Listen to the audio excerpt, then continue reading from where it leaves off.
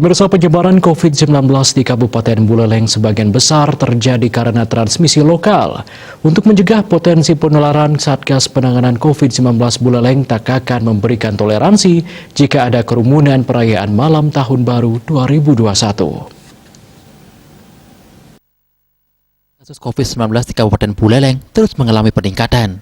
Secara kumulatif, kasus terkonfirmasi positif yang tercatat oleh Satgas Penanganan COVID-19 Buleleng berjumlah 1.331 orang. Sementara per tanggal 29 Desember 2020, tercatat ada 5 kasus baru di Buleleng. Dari jumlah tersebut, 99% penularannya terjadi melalui transmisi lokal.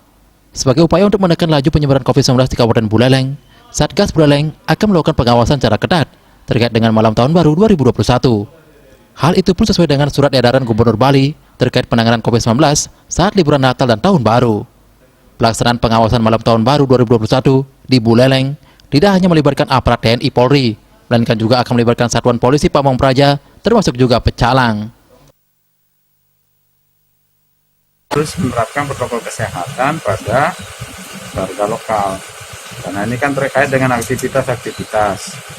Nah, apalagi perayaan nanti sudah dilarang, tidak boleh menggunakan menggunakan minuman keras, kalau perayaannya tidak boleh ada, kemudian menggunakan petasan dan sebagainya. Ini diharapkan untuk tidak terjadi. Pengawasannya itu sejauh mana?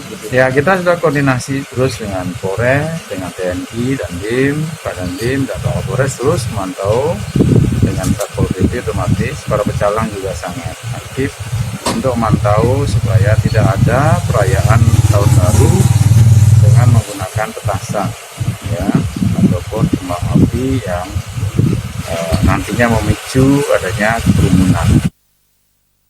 Aparat yang terlibat nantinya akan melakukan patroli keliling hingga ke daerah permukiman masyarakat untuk mencegah adanya perayaan Malam Tahun Baru yang melibatkan kerumunan orang banyak. Komang Yuda, Bali TV.